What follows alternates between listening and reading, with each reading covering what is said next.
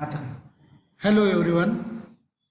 Uh, I welcome for the second lecture of subject basic thermodynamics. During last lecture we discussed about the thermodynamics, what is thermodynamics and why it is necessary to study during the first lecture. We just seen during that lecture what are the basic concepts and definitions which are required to understand the subject thermodynamics. Now today we see the same definitions and some basic concepts in detail. So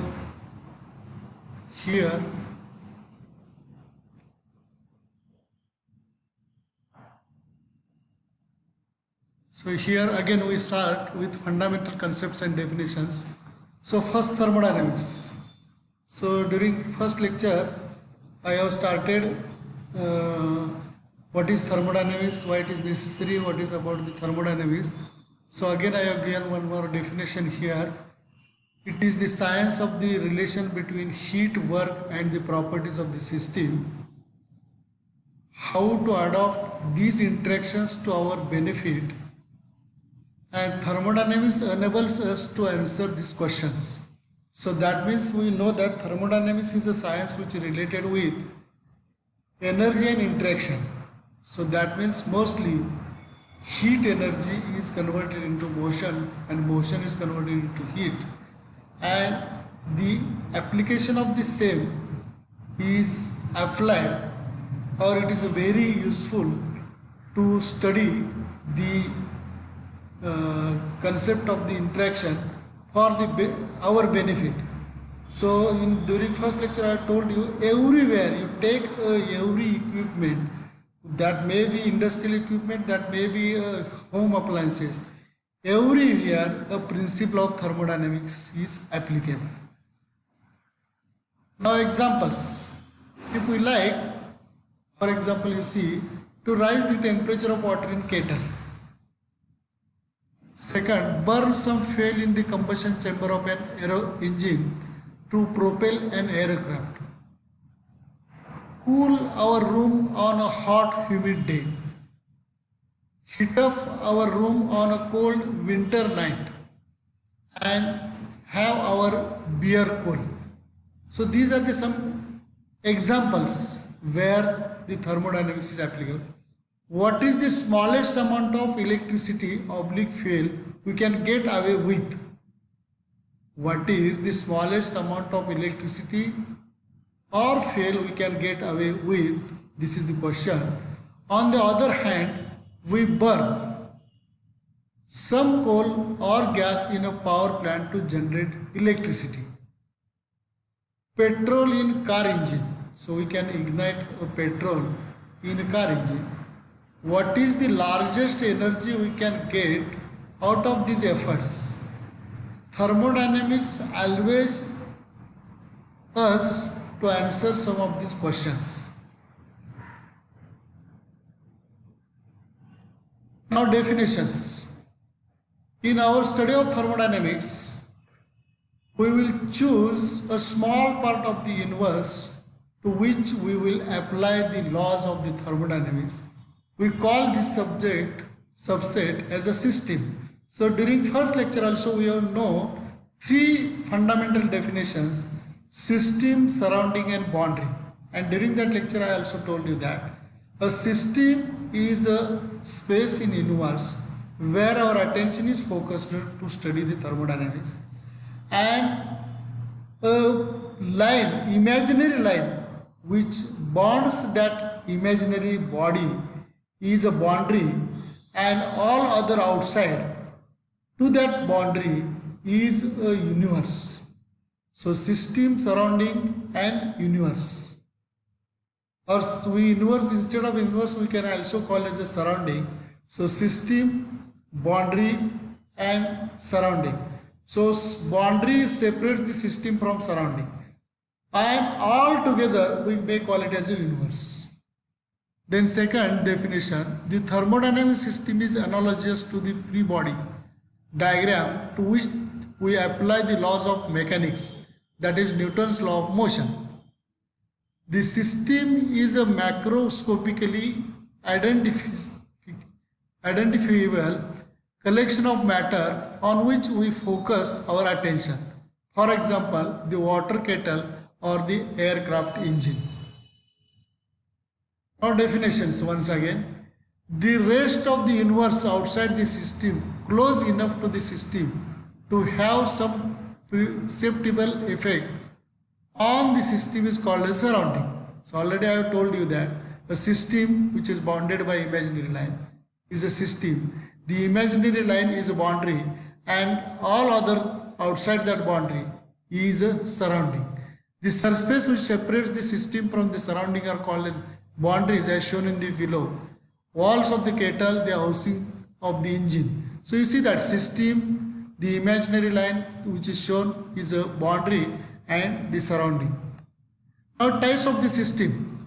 Closed system, in which no mass is permitted to cross the system boundary. That is, we would always consider system of constant mass. We do not permit heat and work to enter or leave, but no mass. So that means energy interaction is there. Energy interaction is there, but mass remains constant. Such a systems are called as a closed system. Open systems, so in which we permit mass to cross the system boundary in either direction from the system to surrounding or vice versa. In analyzing open system, we typically look at specified region of space and observe that happens at the boundaries of that region. So that means the interaction is only observed at the boundary. Most of the engineering devices are open systems. So you take the example of the steam power plant. So boiler, nozzle, condenser and feed pump, and all these are the open systems. And types of systems: isolated system, so in which there is no interaction between system and the surrounding. So you see that the system and surrounding is there, so there is no any interaction. It is of fixed mass and energy, and hence there is no mass and energy transfer across the system boundary. We must choose the system for each and every problem we work on so as to obtain best possible information on how it behaves.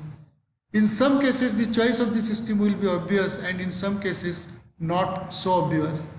Important: you must be clear in defining what constitutes your system and make that choice explicit to anyone else who may be reviewing your work, for example in the exam paper, or to your supervisor in the workplace later.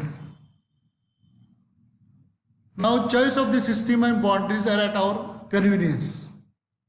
The boundaries may be real physical surface, or they may be imaginary for the convenience of analysis. So that means we can change the boundary according to our convenience. For example, if the air in this room is the system, the floor, ceiling and walls constitutes real boundaries. The plane at the open doorway constitutes an imaginary boundary. The boundaries may be at rest or in motion. For example, if we choose a system that has a certain defining quantity of mass, for example such as gas contained in a piston cylinder device, the boundaries must move in such a way that always enclose the particular quantity of mass if it changes shape or moves from one place to another place. So here the boundary is changing. Macroscopic and microscopic. Now you see that this concept also we have studied in last or first lecture. So macroscopic view and microscopic view.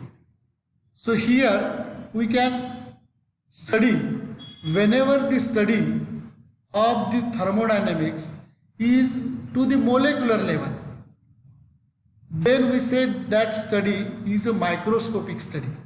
And we have seen the example when nano level or micron level is there, we call it as a microscopic study or microscopic approach. And if we consider whole mass or whole that system, not to that microscopic or molecular level, then such a study is known as a macroscopic. So that means during that lecture we have seen that whenever there is a, we can observe the changes with naked eyes or they are measurable with the available convenient measuring instruments, then that study is a microscopic.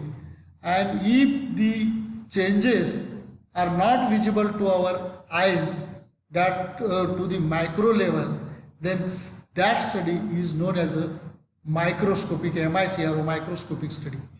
Now here we once again see behavior of matter can be studied by these two approaches. In macroscopic approach, certain quantity of matter is considered without a concern on the events occurring at the molecular level.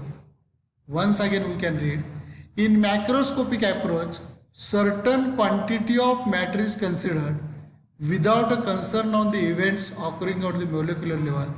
These effects can be perceived by human senses or measured by instruments. For example, pressure and temperature. So we can measure the temperature of the and pressure of the any system with the pressure measuring and temperature measuring devices or instruments. Then microscopic approach. In microscopic approach, the effect of molecular motion is considered. In microscopic approach, the effect of molecular motion is considered.